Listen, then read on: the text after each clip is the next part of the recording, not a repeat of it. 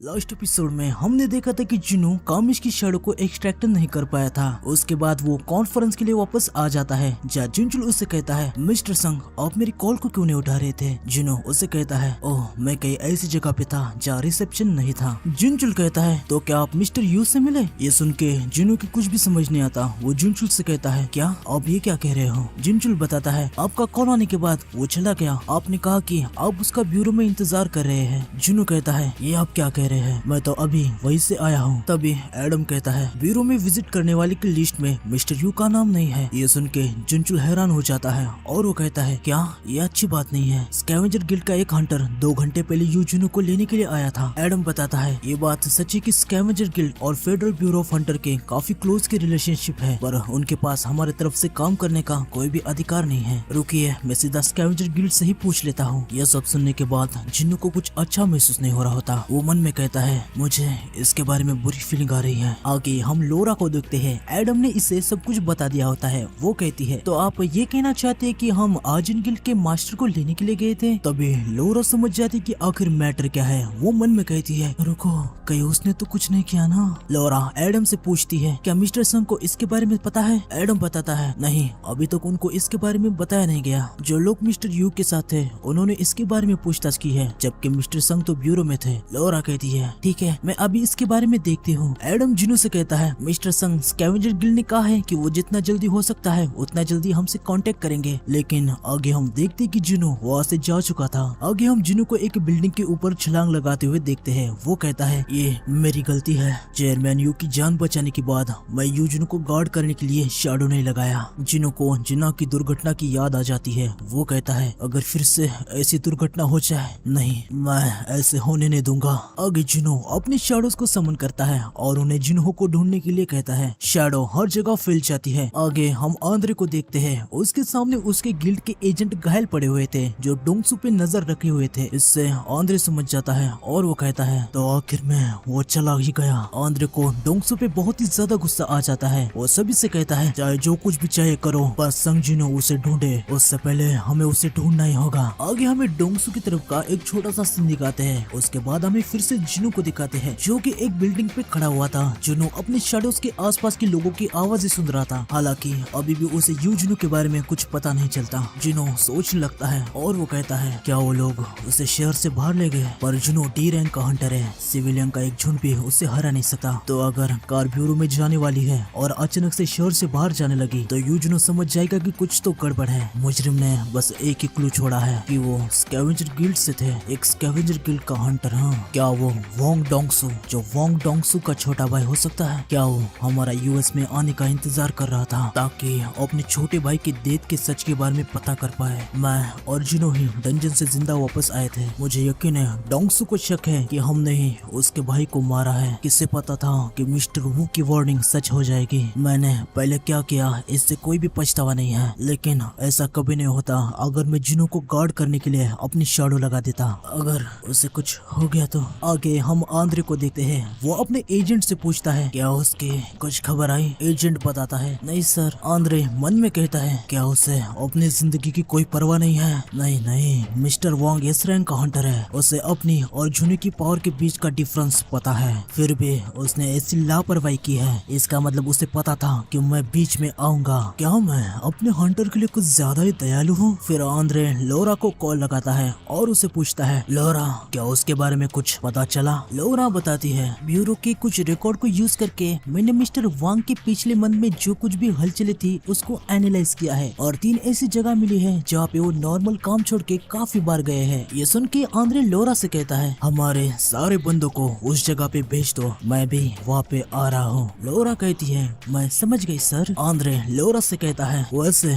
तुमने federal bureau के बुड्ढों को कोऑपरेट करने के लिए कैसे मनाया। लोरा बताती है, मैंने उनसे कहा कि अगर वांग डोंग्स को ढूंढ नहीं पाए तो संग जिन्हो और आपके बीच क्लैश हो सकता है। आगे हमें फेडरल ब्यूरो ऑफ हंटर में दिखाया जाता है जहाँ एक हंटर सबको बता देता है कि स्कैवेंजर गिल्ड के सारे हंटर कहीं पे जा रहे हैं। ये सुन के कॉर्नर कहता है, क्या सारे 100 के 100। एजेंट बताता है, हाँ सर, उन्होंने स्केड्यूल के रेट को भी कैंसिल कर दिया है। सारे हंटर कहीं तो निकल रहे हैं। कॉर्नर काफी ज्यादा परेशान हो जाता है और वो मन में कहता है, अगर सारे स्कैवेंजर गिल्ड को तैनात किया गया है इसका मतलब ये है कि ऑर्डर देने वाला आंद्रे है। ये बहुत ही खतरनाक मामला है। आखिर चल क्या रहा है? आगे हमें एक बंद पड़ी फैक्ट्री को दिखाते हैं जहाँ डोंगसू और उसके दो बंदे जिन्हों को यहाँ पे पकड़ के लाए थे, उसने जिन्हों की हालत बहुत ही ज्यादा खराब कर दी थी। एक बंदा डोंगसू से कहता है, तुम्हें सच में लगता है हम जो कर रहे हैं वो ठीक है? डोंगसू उससे कहता है, मैं इसके साथ कुछ बुरा नहीं करने वाला, बस एक चीज है जो मैं जानना चाहता हूँ। फील्ड मास्टर ने मुझे कहा है कि संग जुनू के साथ कुछ भी मत करो। मैं उसके साथ बिल्कुल भी कुछ भी नहीं करने वाला, क्योंकि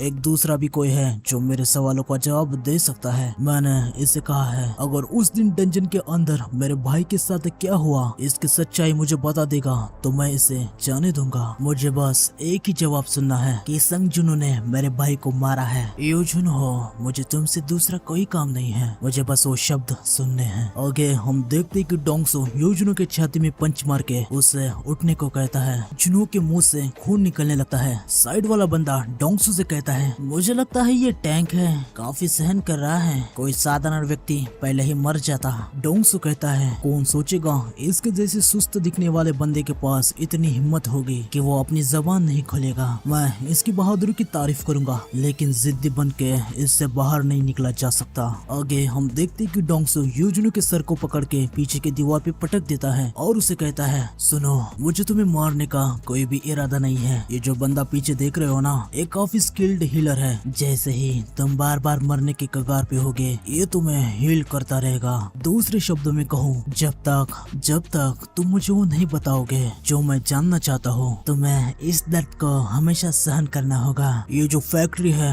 ये डेड है, 5 साल से बंद पड़ी है। इसका मतलब तुम जितना भी जोर से चिल्लाओगे कोई भी तुम्हें बचाने के लिए नहीं आने वाला। तो अब बताने के बारे में क्या सोचते हो? लेकिन यूजुनो उसे मिडिल फिंगर दिखा देता है। ये देख के डोंगसू को बहुत ही ज्यादा गुस्सा आ जाता है और वो यूजुनो को बहुत ही जोर से दीवार में कुचल देता है। ये देख के पीछे वाला बंदा कहता है, मिस्टर वोंग थोड़ा आराम से, कुछ पैसों के लिए मैं मर्डर में नहीं फंसना चाहता। डोंगसू उससे कहता है, मैं आगे से ध्यान रखूंगा। आगे वो बंदा कहता है, आज के लिए इतना बस है, मुझे लगता है कि आपने अपनी पूरी कोशिश की है। लेकिन डोंगसू उससे कहता है, ये तुम क्या बात कर रहे हो, मैंने तो अभी शुरुआत की है। तभी डोंगसू को यहाँ कुछ प्रेजेंस होता है। आगे हम देखते कि वहाँ पे हाई ऑर्क का शैडो आ गया था। उसे देख के डोंगसू कहता है, एक ऑर्क, कोई आसपास कोई डंजन ब्रेक हुआ है क्या? हाई ऑर्क शैडो यूजुनो को काफी घायल देख लेता है और वो उसकी हालत देख के कांपने लगता है। हाई ऑर्क को कांपते देख वो बंदा डोंगसू से कहता है, ये अजीब है, लगता है वो आपसे डर रहा है। डोंगसू हाई ऑर्क पे हमला करने के लिए आ जाता है, लेकिन तभी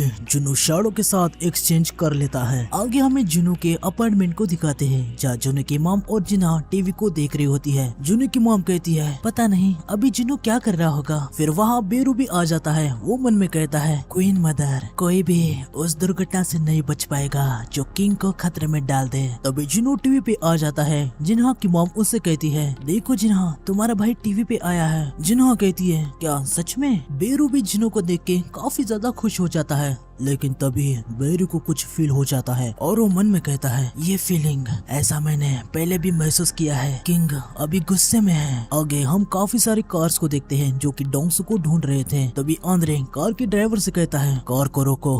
ड्राइवर कहता है, सॉरी सर, मैं समझा नहीं। आंद्रे उसे फिर कहता है, मैंने कहा कार को रोको। लानत है, ये पहले से ही शुरू हो चुका है। आगे हम देखते हैं कि आंद्रे कार के दरवाजे को तोड़ देता है और काफी तेजी से बाहर आ जाता है। वो ड्राइवर से कहता है, मैं पहले आगे जाऊंगा, लोकेशन तक मुझे फॉलो करो। ड्राइवर कहता है, ठीक है सर। आगे हम देखते कि आंद्रे वहाँ से काफी बड़ी जंप लगा के निकल जाता है। जिस जगह से वो जंप करता है वहाँ पे काफी बड़ा ब्लास्ट हो जाता है। आगे हम जिनू को देखते हैं जो डोंगसू को काफी तगड़ा पंच मारता है। ये देख के उसके दो साथी काफी ज्यादा हैरान हो जाते हैं और यूजुनो हंसने लगता है। हम देखते हैं कि जुनू के पंच से डोंगसू के मुंह से खून निकलने लगता है और साथ ही वो काफी ज्यादा दूर जाके गिरता है। उसके बाद जुनू एक काफी तगड़ा बैडएस लुक देता है। आगे जुनू यूजुनो को हीलिंग पोशन देता है, पर इसका असर नहीं होता। सिस्टम बताता है अगर हेल्थ 10% से कम है तो हीलिंग पोशन काम नहीं करेगा। ये देख के जुनू और भी ज्यादा रेज में आ जाता है। वो उधर के दो बंदों से कहता है, तुम में से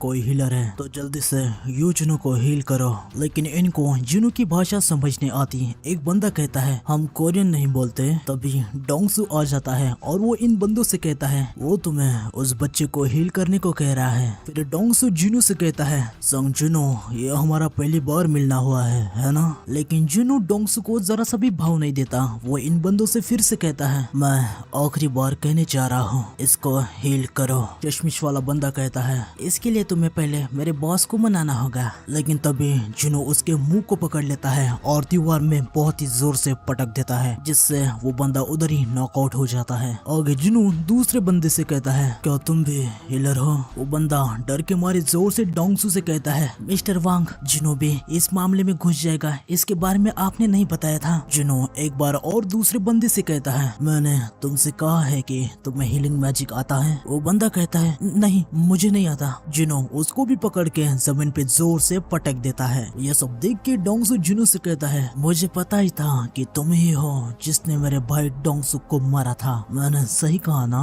जुनू फाइट के लिए तैयार हो जाता है। तभी यो जुनू से कहता है, सर अपना ध्यान रखना, वांग डोंगसू का छोटा भाई है। जुनू उसे कहता है, प्लीज कुछ और मत बोलो। आगे डोंगसू जुनू से कहता है, मुझे जवाब दो, क्या तुमने ही मेरे भाई और उसके स्क्वाड को मारा है? जुनू डोंगसू के सामने आके खड़ा हो जाता है और उसे कहता है, जाके उन्हें खुद पूछ लेना। ये सुन के डोंगसू को बहुत ही ज्यादा गुस्सा आ जाता है और वो जुनू पे अटैक कर देता है, पर जुनू काफी आसानी से उसके अटैक को डॉज कर देता है और उसको एक पंच मार देता है, जिससे डोंगसू फिर एक बार काफी दूर जाके टकरा जाता है। डोंगसू जुनू को काफी ज्यादा गुस्से में देख रहा होता है। तभी जुनू काफी तेजी से उसके साइड में आ जाता है। वो जुनू पे अटैक करने के लिए जाता है, लेकिन जुनू उसके मुंह को पकड़ लेता है और बहुत ही जोर से नीचे पटक देता है और वो ऐसा काफी बार करता है। तभी वहाँ पे आंद्रे आ जाता है। वो जुनू से कहता है, बस बहुत हुआ, मैंने स्पेशली उससे खुद कहा था कि तुम्हारे साथ कुछ गड़बड़ ना करे। क्या होंग डोंगसू अभी जिंदा है? जुनू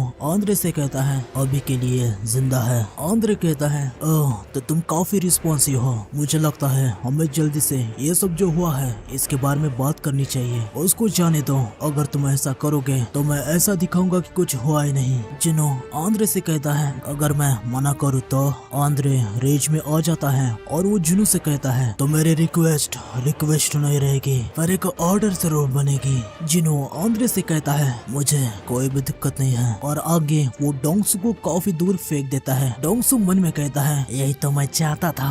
थॉमस, आपके पास कोई चॉइस नहीं है, आपको इस मामले में घुसना ही होगा। जल्दी कीजिए और मेरे लिए संग जुनू को मार दीजिए। आंद्रे काफी रेज में जुनू के सामने आ जाता है और उसे कहता है, क्या तुम्हें पता नहीं कि मैं कौन हूँ? जुनू को पता होता है कि उसके सामने कोई मामूली इंसान नहीं है, फिर भी वो आंद्रे से कहता है, मुझे घंटा फर्क नहीं पड़ता कि तुम कौन हो। ये सुन के आंद्रे भी थोड़ा सा हैरान हो जाता है। वो मन में कहता है, इसे पता है कि मैं कौन हूँ, फिर भी इसने मुझसे फाइट करना चुना है। आगे नरेटर हमें आंद्रे की लाइफ के बारे में बताता है। थॉमस आंद्रे एक गरीब फैमिली में पला बड़ा, दुश्मनों से घिरा हुआ, उसके नाम पर कुछ भी नहीं था, लेकिन यूनिवर्स ने उसे एक असाधारण गिफ्ट दिया, जबरदस्त शक्ति जो दूसरे सभी को कुचले। बार बार लड़ाई करके थॉमस ने अपने नेचुरल टैलेंट को प्रूव किया है। ताकत, अधिकार, पैसा, हिंसा, इन सभी का यूज करके वो किंग की तरह इस दुनिया पे राज करता रहा, और पावर का एक बिल्कुल ही नया रूप सामने आया तो उसने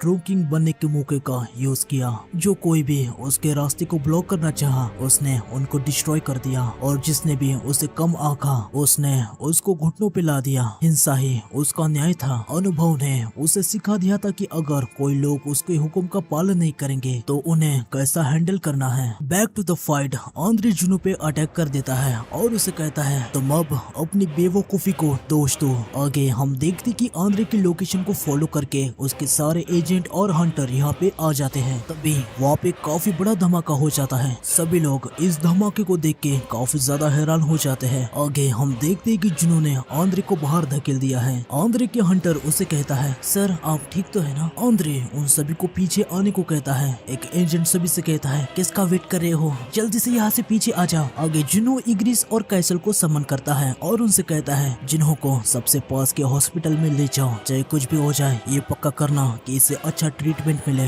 कैसल और इग्रिस यूजिनो को लेके वहाँ से निकल जाते हैं। आगे हम देखते कि आंद्रे और उसके सारे हंटर भी रेज में आ जाते हैं। यूजिनो भी अपनी सारी शैडोज को बुला लेता है। आंद्रे कहता है, अब हम बात कर रहे हैं, इससे कम मेरे समय के लिए कुछ भी लायक नहीं होता। आगे वो अपने मन में कहता है, मुझे अब डोंगसू की कोई कोई परवाह नहीं। मेरा प्राइड वापस लाने के लिए मैं इस घमंडी को मारने जा रहा हूँ। आगे हम देखते कि आंद्रे और भी ज्यादा रेज में आने लगता है और वो जिनू से कहता है अभी भी ज्यादा लेट नहीं हुआ। अगर तुम अपनी मिस्टेक को मानोगे और सरेंडर करोगे तो मैं तुम्हारी जिंदगी बख्श दूंगा। लेकिन जिनू आंद्रे को मिडिल फिंगर दिखा देता है। इससे आंद्रे को और भी ज्यादा गुस्सा आ जाता है। वो जिनू से कहता है ठीक है तो कुछ ऐसा होने वाला है, तुम्हें तुम्हारे आखिरी चांस को खो के पछतावा होगा। आगे हम देखते कि आंद्रे के हंटर और जिनू की शैडोज फाइट करने के लिए तैयार हो जाते हैं। फिर वो एक दूसरे से भिड़ जाते हैं। इनकी ये फाइट बहुत ही ज्यादा भयंकर चल रही होती है। आंद्रे अपने सामने के शैडो सोल्जर को खत्म कर रहा होता है, तभी टस्क अपनी ग्रेविटेशन मैजिक का यूज करके आंद्रे को पीछे ढकेल रहा होता है। पर आंद्रे एक जंप लगा के सीधा टस्क के सर से होके निकलता है। आंद्रे कहता है ये लोग मेरे सामने कुछ भी नहीं है। आगे हम देखते कि आंद्रे वापस नीचे आ जाता है। वो देखता है कि जिनू की शैडोज उसके हंटर को काफी आसानी से हरा रही होती है। तभी हम जिनू को देखते हैं जिसने अभी अभी आंद्रे के एक हंटर को नॉकआउट किया होता है। आंद्रे जिनू पे हमला करने के लिए आ जाता है, तभी उसके सामने आयरन आ जाता है। आंद्रे उसे एक पंच मारता है और उसे कहता है मेरे रास्ते से हट जाओ। जैसे ही आंद्रे आयरन को डिस्ट्रॉय करता है, उसके सामने से जिनू गायब हो जाता है। आंद्रे कहता है वो कहाँ चला गया। तभी जिनू आंद्रे के पीछे आके उस पे अपने डैगर से हमला कर देता है, पर आंद्रे को इससे खरोच तक नहीं आती। ये देख के जिनू भी काफी ज्यादा हैरान हो जाता है। तभी आंद्रे जिनू को पंच मारता है, जिससे जिनू काफी ज्यादा दूर जाके गिरने लगता है। आंद्रे जिनू से कहता है नेशनल लेवल हंटर तुम्हारे लिए मजाक है क्या। आगे हम देखते कि आंद्रे टेलीकिनेसिस का यूज करके जिनू को पीछे ढकेल रहा था। वो जिनू से कहता है हमारे बीच का फर्क फील करो और निराशा में डूबे रहो। लेकिन तभी जिनू अपनी कमांडर अथॉरिटी का यूज करके आंद्रे को जमीन में पुश कर रहा होता है। आंद्रे मन में कहता है ये क्या हुआ, वो मुझे जमीन के अंदर कुचलने का प्लान कर रहा है। मुझे लगभग ऐसा लगा कि मैं एक जगह में फ्रोज सा हो गया हूँ। अभी मैं उसको अपनी तरफ खींच रहा हूँ और वो फिर भी मुझ पे अटैक करने को चूज कर रहा है। इसके हिम्मत कैसे हुई। आगे हम देखते कि जिनू आंद्रे को एक काफी तगड़ा पंच मारता है, जिससे आंद्रे काफी दूर तो जाता है पर वो गिरता नहीं, वो खुद को संभाल लेता है। तभी जिनू तुरंत आंद्रे के पास आके उस पे अटैक करने लगता है और उससे कहता है अभी तुमने क्या कहा था, हमारे बीच का फर्क समझो और निराशा में डूबे रहो। हम देखते हैं कि जिनू आंद्रे पे काफी तेजी से बहुत सारे अटैक करता है। आंद्रे जिनू से कहता है ठीक है मैंने तुम्हें कम समझ लिया। आगे हम देखते कि आंद्रे रीइंफोर्समेंट कहता है। फिर सीन शिफ्ट हो जाता है। हमें काफी सारी कार्स को दिखाया जाता है। उसी कार में से एक कार में हमें मिस्टर व्हाइट और उसके ड्राइवर को दिखाया जाता है। ड्राइवर एडम से कहता है मिस्टर व्हाइट मुझे लगता है कि टाइम आ गया है कि यह सब क्या चल रहा है इसके बारे में आपको मुझे बता देना चाहिए। एडम उससे कहता है इतना टाइम नहीं है कि मैं तुम्हें हर एक चीज के बारे में बताऊं। लेकिन ड्राइवर फिर से पूछता है आखिर हुआ क्या है। एडम कहता है तुम हंटर नहीं हो तो तुम्हें क्या हो रहा है इसके बारे में कुछ भी फील नहीं हो रहा होगा, लेकिन चीजें और भी ज्यादा बढ़ गई तो हम सबकी जिंदगी खतरे में पड़ सकती है। आगे हम आंद्रे को एक नए फॉर्म में देखते हैं। नरेटर हमें बताता है संग जिनू को ये बताया गया था कि यहाँ ऐसे 4 ह्यूमंस है जिनके पास रूलर्स की पावर्स है। शायद वो कामिश की रेड में से 5 बचे हुए हंटर्स थे। इसका मतलब उनमें से 4 नेशनल लेवल हंटर्स है और थॉमस आंद्रे उनमें से एक है। हम आंद्रे को देखते हैं, उसके बॉडी में एक लेयर आ गई थी। जिनू आंद्रे के ऊपर हमला करने के लिए आ रहा होता है, लेकिन आंद्रे जमीन पे एक बहुत ही तगड़ा स्मैश कर देता है, जिससे उधर बहुत ही बड़ा धमाका हो जाता है। जिनू पहले ही जंप लगा के इससे बच जाता है, लेकिन आंद्रे कैप्चर नाम के अपनी स्किल का यूज करता है। आंद्रे के हंटर्स कहते हैं थॉमस से दूर हो जाओ, जल्दी से यहाँ से सभी पीछे आ जाओ। आगे हम देखते कि आंद्रे एक ब्लैक होल को बना देता है, जिसके अंदर सारे शैडोज खींचे जा रहे होते हैं। ये देख के जिनू भी काफी ज्यादा हैरान हो जाता है और वो कहता है क्या खतरनाक फोर्स है, ये एक ब्लैक होल की तरह है। अगर मैं अभी अपनी कमांडर अथॉरिटी का यूज नहीं कर रहा होता तो उसके अंदर खींच लिया जाता। आगे हम देखते कि आंद्रे उस ब्लैक होल को डिस्ट्रॉय करने के लिए जा रहा होता है। ये देख के जिनू और भी ज्यादा हैरान हो जाता है। जिनू ऊपर जाके अपने आप को इस अटैक से बचा लेता है। आंद्रे नीचे ही था। वो जिनू से कहता है मैं इस बार मिस नहीं करूंगा। फिर वो एक जंप लगाता है और जिनू पे हमला करने के लिए आ रहा होता है, पर जिनू उसके मुंह पे अपना पैर रख के उसको रोक देता है और काफी ज्यादा फोर्स लगा के वो आंद्रे को नीचे ढकेल देता है। आंद्रे जिनू पे कैप्चर स्किल का यूज करता है और जिनू को अपनी ओर खींचने लगता है। तभी जिनू भी अपनी कमांडर अथॉरिटी का यूज करता है और इस बार वो आंद्रे को अपनी ओर खींचने लगता है। ये देख के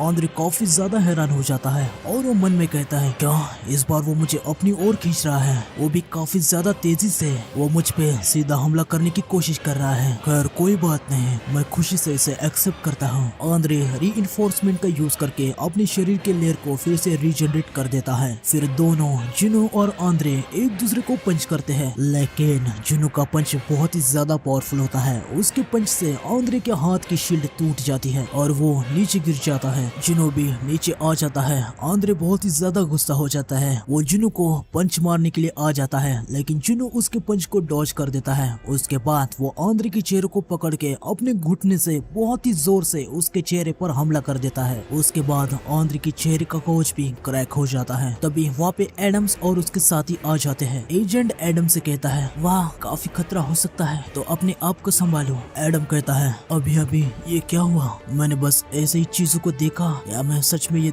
देख रहा हूँ? साइड का एजेंट कहता है, मिस्टर वाइट अब हम क्या करें? एडम उससे कहता है, हमें उन्हें रोकना होगा। एजेंट कहता है, हम और उन्हें रोकेंगे। एडम कहता है, संग जुनो आंद्रे को कुत्ते की तरह पीट रहा है। जुनो आंद्रे को बहुत ही बुरी तरीके से पीट रहा होता है। आंद्रे मन में कहता है, एक मेज टाइप हंटर के पास इतनी पावर और स्पीड कैसे हो सकती है? क्या मैं इस फाइट को हारने वाला हूँ? ये पॉसिबल ही नहीं है। वास्तव में मैं ऐसा होने नहीं दे सकता। हम देखते हैं कि जुनो आंद्रे को इतना कूटता है कि आंद्रे का डिफेंस टूट जाता है। आंद्रे चिल्ला के जुनो से कह रहा होता है, मैं ग्रेट थॉमस आंद्रे हूँ, तुम्हें लगता है मुझे हराने के लिए इतना काफी है? जुनो आंद्रे की पीठ पे अपने कोनी से वार करता है और आंद्रे से कहता है, देखो मैंने तुम्हें पहले भी कहा है, तुम कौन हो इससे कोई भी फर्क नहीं पड़ता। जुनो अपने पंचेस को चालू रखता है। एडम जोर से जुनो से कहता है, मिस्टर संग अब बहुत हो गया, प्लीज रुक जाइए। लेकिन जुनो अपने पंचेस को नहीं रुकता। वो आंद्रे के चेहरे पे लगातार पंच मारता रहता है। आखिर में आंद्रे ही कह देता है, ये खत्म हुआ,